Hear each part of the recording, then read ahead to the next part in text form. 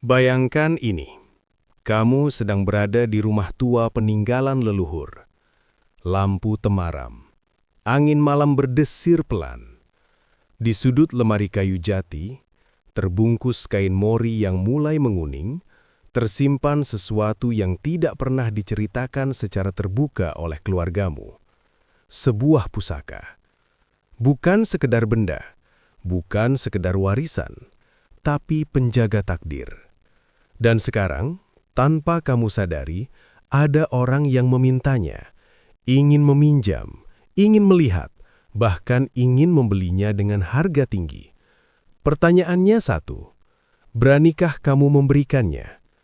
Dalam ajaran kejawen yang diwariskan turun-temurun, ada 5 pusaka yang tidak boleh dibagikan sembarangan, bukan karena pelit, bukan karena kikir, tapi karena setiap pusaka membawa garis energi, membawa ikatan batin, membawa sumpah tak kasat mata yang menyatu dengan pemiliknya. Banyak orang mengira ini hanya mitos, cerita orang tua zaman dulu. Tapi mengapa? Setiap kali pusaka berpindah tanpa ritual, seringkali rezeki mendadak seret. Mengapa rumah tangga tiba-tiba panas tanpa sebab? Mengapa usaha yang sudah mapan bisa runtuh perlahan seperti pasir tersapu ombak? Kebetulan, atau ada sesuatu yang terputus? Primbon Jawa sejak lama memperingatkan, ada benda yang boleh diwariskan, ada yang boleh dijual, tapi ada yang jika dibagikan justru mengundang kemalangan. Ini bukan soal percaya atau tidak, ini soal memahami filosofi leluhur. Dalam budaya Jawa, pusaka bukan benda mati. Ia menyimpan getaran, doa, tirakat, bahkan laku spiritual pemilik sebelumnya. Ketika kamu memindahkannya tanpa perhitungan hari, tanpa selamatan, tanpa permisi secara batin, maka yang terlepas bukan hanya benda, tapi perlindungan. Dan yang lebih mengerikan lagi, tidak semua dampaknya datang seketika. Kadang ia datang pelan. Rezeki yang dulu lancar mulai tersendat. Hubungan yang dulu harmonis mulai retak. Tidur mulai gelisah. Mimpi terasa berat. Orang awam mungkin tidak mengaitkan, tapi dalam perhitungan weton dan primbon, ada energi yang berubah arah. Di video kali ini, kita tidak akan membahas secara dangkal. Kita akan masuk lebih dalam, mengungkap 5 pusaka Jawa yang menurut ajaran lama tidak boleh dibagikan sembarangan. Kita kupas filosofi di baliknya, kita bahas pantangannya, kita pahami kenapa leluhur begitu keras menjaga aturan ini. Karena menjaga pusaka sejatinya adalah menjaga kemakmuran. Menjaga pusaka berarti menjaga garis nasib. Kalau kamu pernah merasakan perubahan hidup setelah melepas sesuatu yang diwariskan, atau kamu saat ini sedang menyimpan pusaka keluarga dan bingung harus berbuat apa, maka video ini bukan kebetulan kamu temukan. Tonton sampai akhir, jangan loncat, karena setiap bagian akan membuka pemahaman yang mungkin belum pernah kamu dengar sebelumnya. Dan sebelum kita masuk lebih dalam, tuliskan di kolom komentar, siap menjaga warisan leluhur. Itu bukan sekedar komentar, itu adalah niat. Tekan tombol subscribe sekarang, aktifkan lonceng notifikasi, dan bergabunglah dengan saudara-saudara yang ingin memahami warisan Jawa bukan hanya sebagai cerita, tapi sebagai pegangan hidup. Karena di channel ini, kita tidak sekedar membahas primbon, kita menghidupkan kembali kebijaksanaan yang hampir dilupakan. Sekarang, tarik nafas perlahan, fokuskan pikiran, dan mari kita mulai membuka tabir yang selama ini tertutup rapat. Keris pusaka. Saudaraku, kita mulai dari yang paling sakral, yang paling sering disalahpahami, dan yang paling sering dianggap sekedar benda koleksi. Keris pusaka. Dalam tradisi Jawa, keris bukan hanya senjata. Ia adalah simbol kehormatan, penjaga martabat, sekaligus pengikat energi garis keturunan. Di dalam naskah kuno seperti Serat Centini dan ajaran primbon Jawa, keris disebut sebagai pusaka yang memiliki isi, bukan dalam arti fisik, tapi dalam makna spiritual.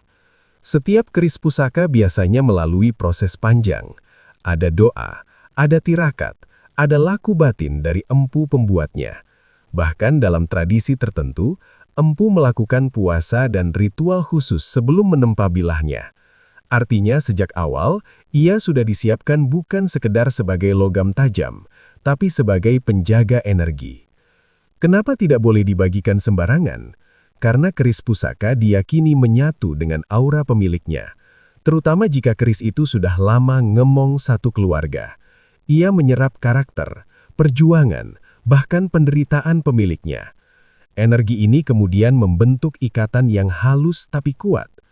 Ketika keris itu tiba-tiba dipindah tangankan tanpa ritual, tanpa perhitungan hari baik, tanpa restu batin leluhur, maka yang terlepas bukan hanya benda, tapi perlindungan.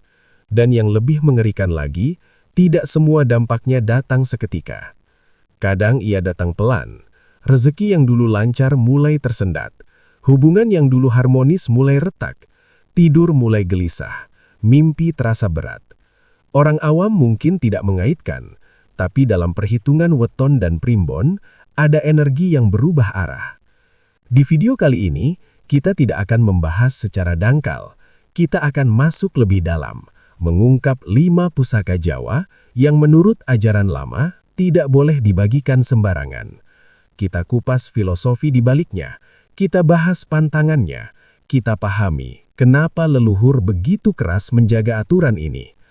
Karena menjaga pusaka sejatinya adalah menjaga kemakmuran. Menjaga pusaka berarti menjaga garis nasib.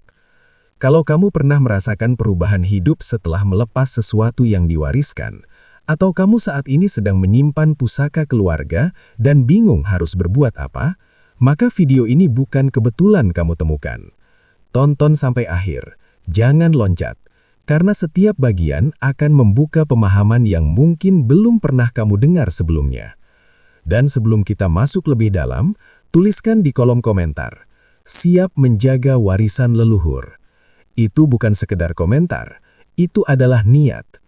Tekan tombol subscribe sekarang, aktifkan lonceng notifikasi, dan bergabunglah dengan saudara-saudara yang ingin memahami warisan Jawa bukan hanya sebagai cerita, tapi sebagai pegangan hidup. Karena di channel ini, kita tidak sekedar membahas primbon, kita menghidupkan kembali kebijaksanaan yang hampir dilupakan.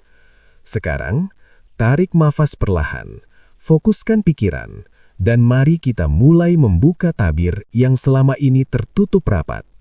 Keris pusaka. Saudaraku, kita mulai dari yang paling sakral, yang paling sering disalahpahami, dan yang paling sering dianggap sekedar benda koleksi. Keris pusaka. Dalam tradisi Jawa, keris bukan hanya senjata. Ia adalah simbol kehormatan, penjaga martabat, sekaligus pengikat energi garis keturunan.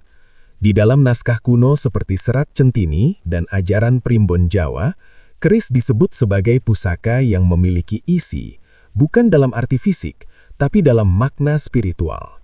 Setiap keris pusaka biasanya melalui proses panjang. Ada doa, ada tirakat, ada laku batin dari empu pembuatnya. Bahkan dalam tradisi tertentu, empu melakukan puasa dan ritual khusus sebelum menempa bilahnya. Artinya sejak awal, ia sudah disiapkan bukan sekedar sebagai logam tajam, tapi sebagai penjaga energi. Kenapa tidak boleh dibagikan sembarangan? Karena keris pusaka diyakini menyatu dengan aura pemiliknya. Terutama jika keris itu sudah lama ngemong satu keluarga. Ia menyerap karakter, perjuangan, bahkan penderitaan pemiliknya. Energi ini kemudian membentuk ikatan yang halus tapi kuat. Ketika keris itu tiba-tiba dipindah tangankan tanpa ritual, tanpa perhitungan hari baik, tanpa restu batin leluhur, maka yang terlepas bukan hanya benda, tapi perlindungan. Dan yang lebih mengerikan lagi, tidak semua dampaknya datang seketika.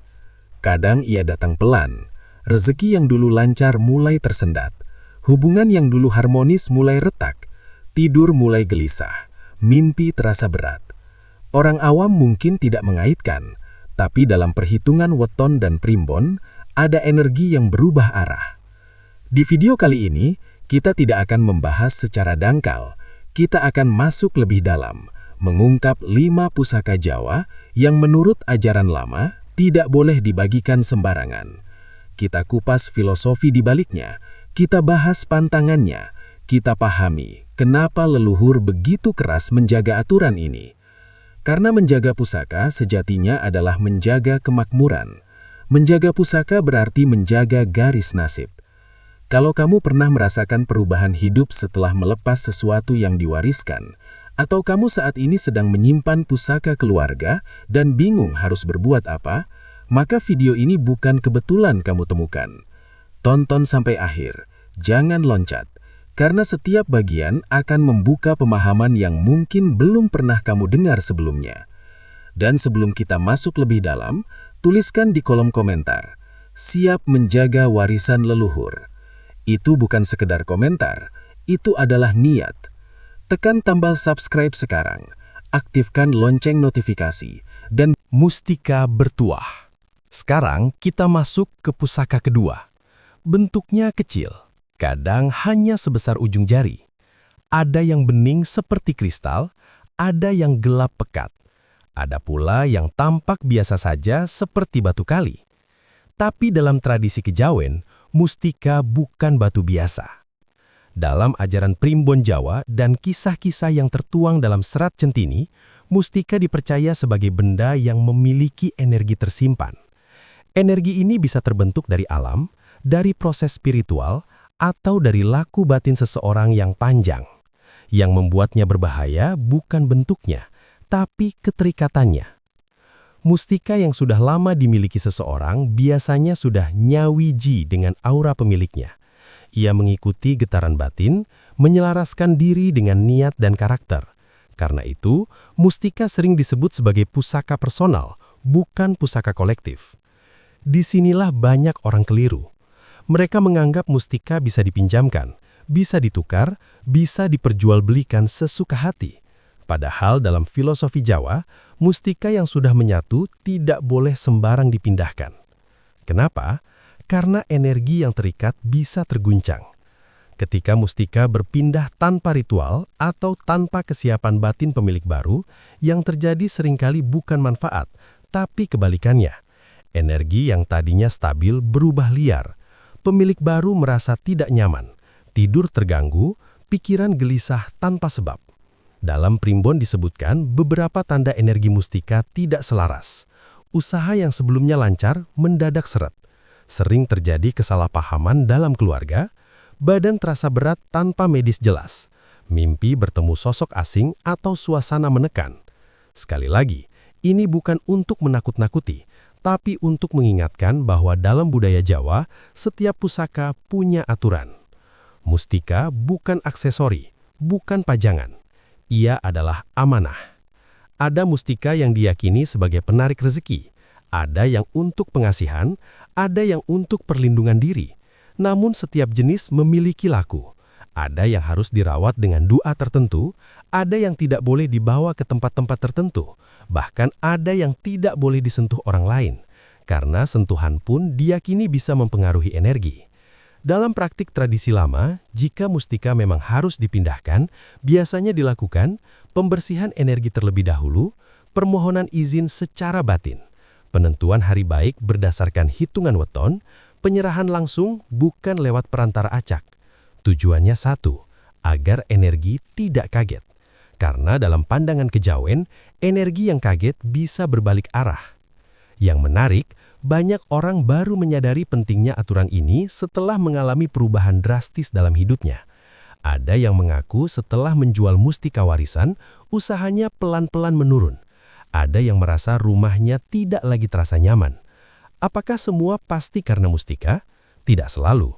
Tapi dalam logika primbon, ketika penjaga energi dilepas tanpa tata cara, keseimbangan bisa terganggu. Disinilah letak kebijaksanaan leluhur. Mereka tidak melarang tanpa alasan. Mereka tidak menciptakan pantangan tanpa makna. Semua aturan dibuat untuk menjaga harmoni antara manusia, pusaka, dan alam. Jika kamu saat ini memiliki mustika, pertanyaannya bukan berapa harganya. Pertanyaannya adalah, apakah kamu siap menjaga tanggung jawabnya? Karena mustika yang benar-benar bertuah bukan soal mahal atau tidak, bukan soal langka atau tidak, tapi soal keselarasan. Dan jika suatu saat kamu merasa mustika itu sudah tidak cocok, jangan gegabah melepasnya.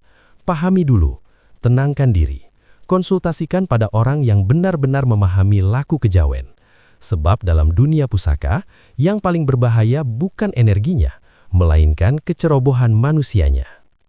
Jimat warisan. Saudaraku, sekarang kita masuk ke pusaka ketiga. Bentuknya bisa sangat sederhana. Ada yang hanya selembar kain kecil berisi rajah. Ada yang berupa logam tipis bertuliskan aksara Jawa. Ada pula yang tampak seperti benda biasa yang disimpan rapat di dompet atau di balik lemari. Namun dalam tradisi kejawen, jimat warisan bukan benda sembarangan. Berbeda dengan mustika yang cenderung personal, jimat warisan biasanya berkaitan langsung dengan garis keturunan. Ia diberikan oleh orang tua, kakek, atau leluhur dengan satu pesan, "Iki kanggo njogo awakmu."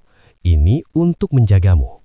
Dalam ajaran primbon Jawa, jimat disebut sebagai sarana penguat niat dan pelindung energi diri.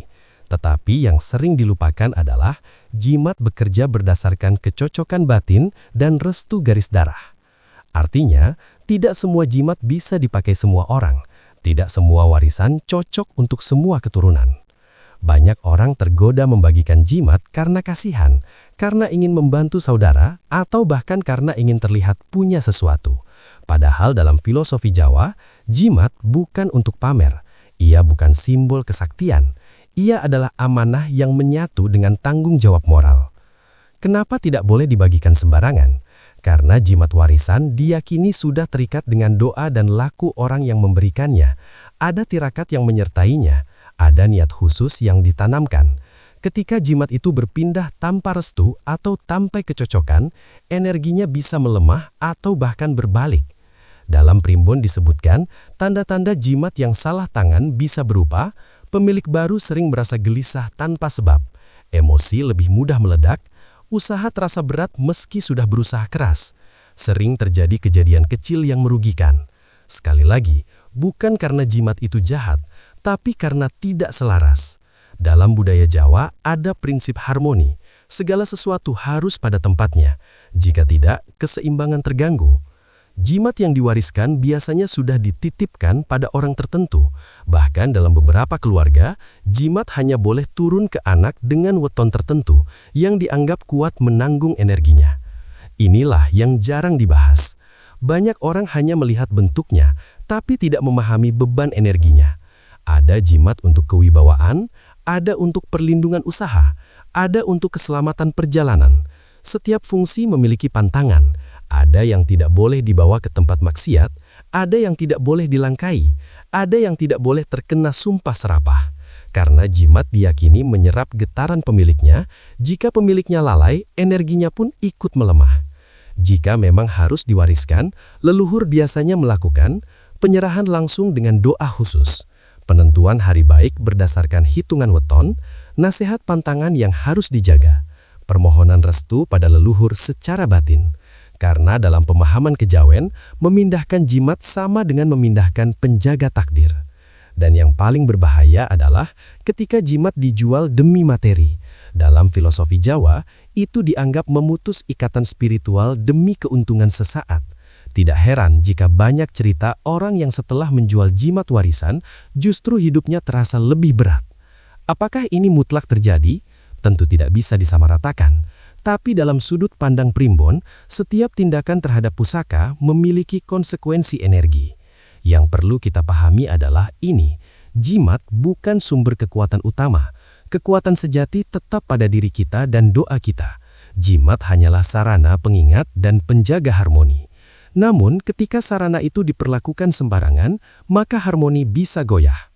Jika kamu saat ini menyimpan jimat warisan, jangan langsung berpikir untuk membagikannya. Renungkan dulu, tanyakan pada diri sendiri, apakah kamu benar-benar memahami tanggung jawabnya? Karena pusaka bukan sekedar benda kecil yang bisa berpindah tangan begitu saja. Ia adalah simbol kepercayaan, dan kepercayaan sekali rusak, tidak mudah kembali utuh. Tanah dan rumah warisan.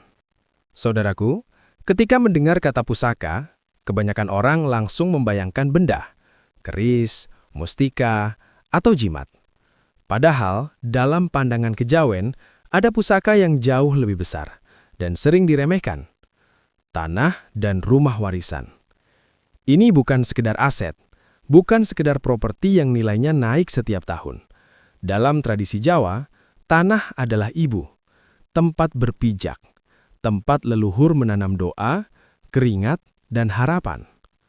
Dalam ajaran Primbon Jawa, tanah disebut memiliki pangreksan, penjagaan tak kasat mata yang menjaga keseimbangan penghuni. Bahkan dalam kisah-kisah yang termuat dalam Serat Centini, setiap tempat diyakini memiliki energi dan penghuni gaib yang harus dihormati. Disinilah letak kesalahan banyak orang modern. Tanah warisan dijual tanpa pamit. Rumah leluhur dirobohkan tanpa selamatan. Sawah dibagi tanpa doa bersama.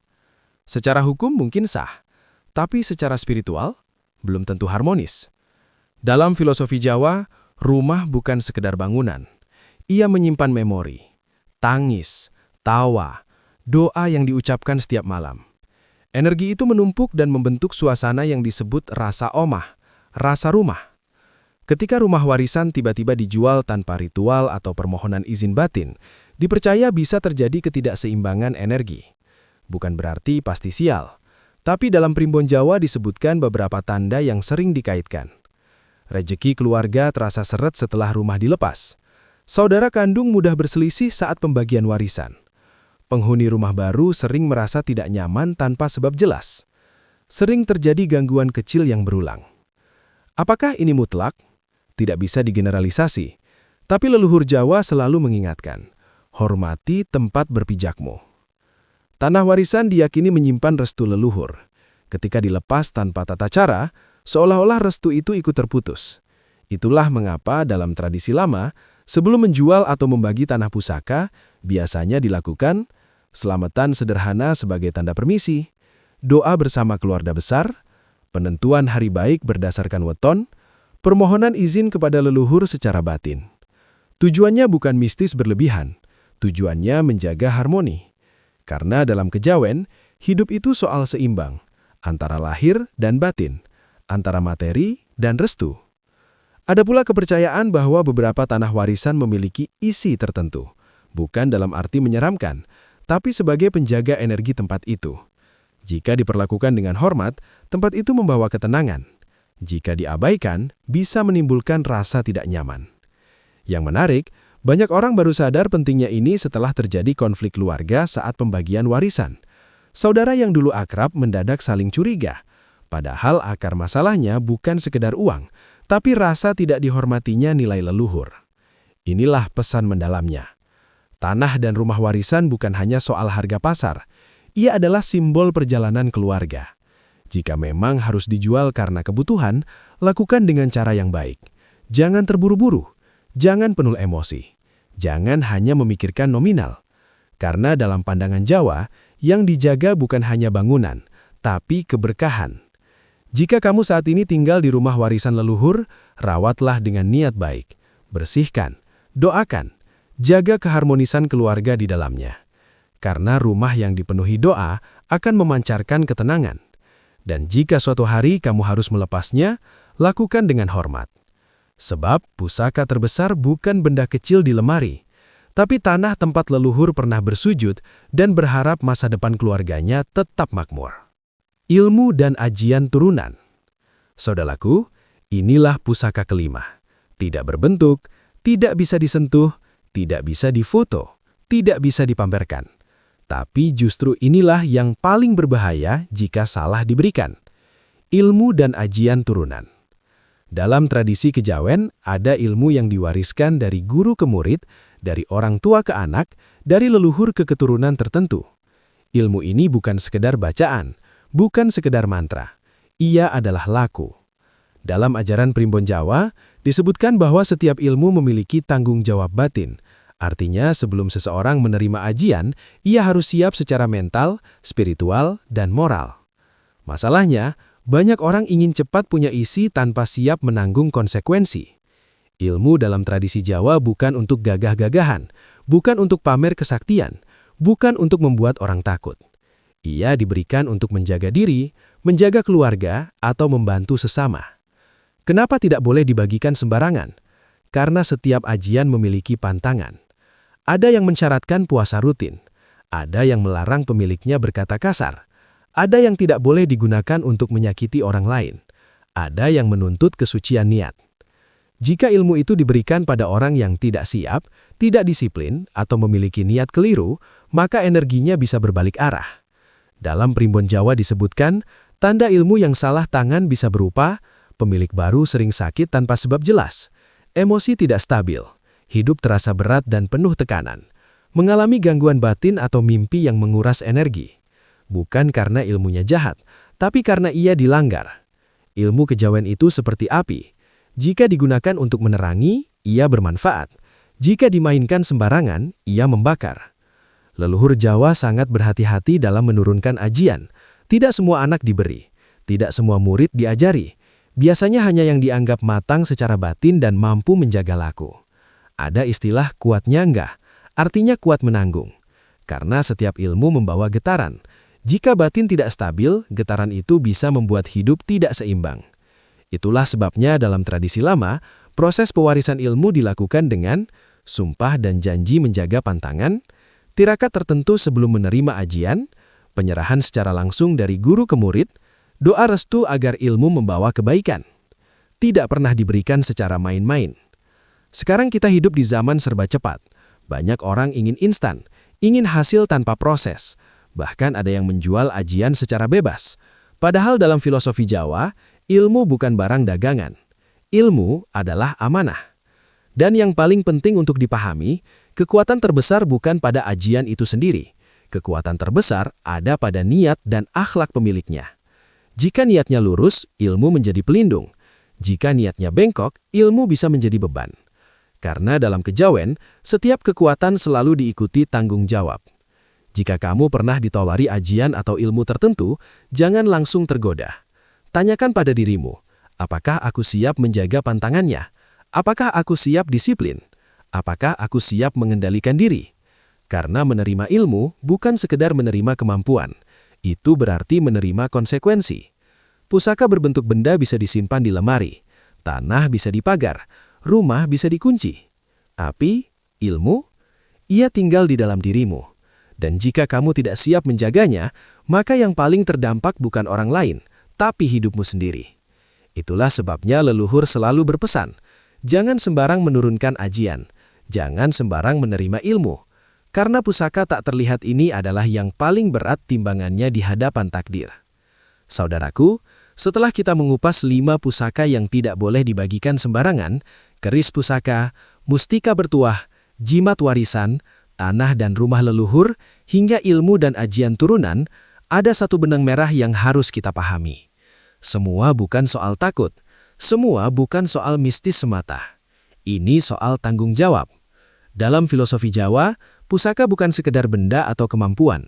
Ia adalah simbol amanah, simbol kepercayaan dari leluhur kepada generasi berikutnya. Ketika kita menjaganya dengan hormat, yang kita jaga bukan hanya energi, tapi keberkahan. Banyak orang hari ini sibuk mengejar rejeki, tapi lupa menjaga warisan.